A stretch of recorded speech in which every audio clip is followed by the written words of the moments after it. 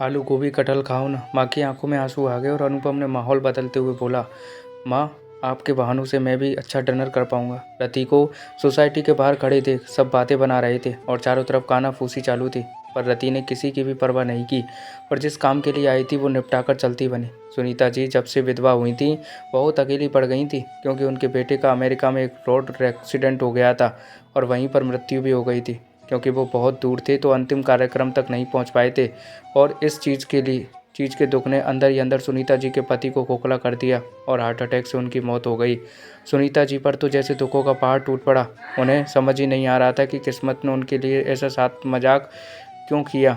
ले देकर रति ही बची थी उनके आंसू पोंछने के लिए। रति उनकी बड़ी बेटी थी और अनुपम पति के साथ वो बंगलौर में रहती थी। कुछ दिन तक तो रति माँ के साथ रही, पर अब उसे भी अपनी गृहस्थी संभाल ली थी तो वो अपनी माँ से साथ चलने की जिद करने लगी। पर सुनीता जी ने मना कर दिया और उसे वापस विदा कर दिया।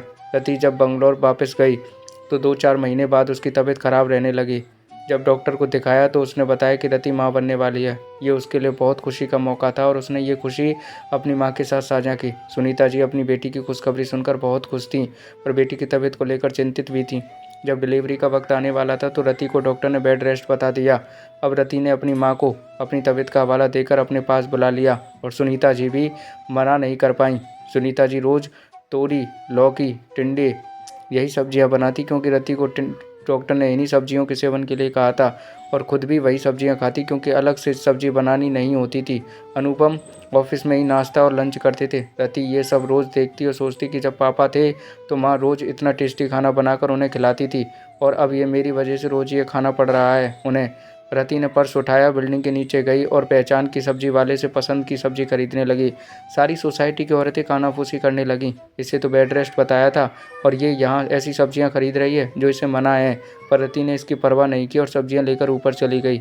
माँ ने रति को ऐसे देखा तो बहुत डांटा कि मुझे साथ क्यों नहीं लेके गई और ये सब सब्जियाँ तुझे मना है खाने के लिए। तो रति ने कहा कि आप बनाओ, मेरी डॉक्टर से बात हो गई है, मैं कभी कभी खा सकती हूँ। ऐसी हालत में रति की इच्छा तो करनी ही थी पूरी। तो सुनीता जी ने बहुत ही टेस्टी सब्जियां बनाई और शाम को पार्क में सैर करने चली गईं।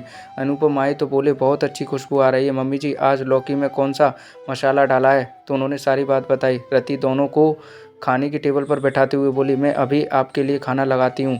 2 प्लेट्स में उसने वो खाना परोस दिया। माँ ने रति से पूछा, तुम्हारा खाना? तो रति ने अपने लौकी वाला बोलकर आगे कर दिया और बोली, माँ मैं बीमार हूँ, आप नहीं तो आप ये सब क्यों खाएंगी? अनुपम तो ऑफिस में रोज़ अच्छा खा लेते हैं और डिनर भी कम ही करते हैं, लेकिन आप तो पापा के लिए इतना टेस्टी खाना बनाती थी और फिर मेरी वजह से तीनों टाइम बिना सेकंड के ये सब क्यों खा रही हैं? माँ कभी तो आलू कटहल भिंडी भी खाओ ना, मैं जानती हूँ तुम्हें बहुत पसंद है। माँ की आंखों में आंसू आ गए और अनुपम ने माहौल बदलते हुए बोला, हाँ माँ, आपके बहाने मैं भी अच्छा सा डिनर कर पाऊँगा, वरना ये पता नहीं कब तक ऐसा बोरिंग खाना खिलवाएगी हम दोनों को। और ये सुनते ही सब हंस दिए।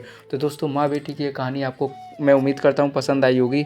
अच्छी लगी तो लाइक कमेंट शेयर ज़रूर कीजिएगा और ऐसी कहानी सुनते रहने के लिए चैनल को सब्सक्राइब करना मत भूलना।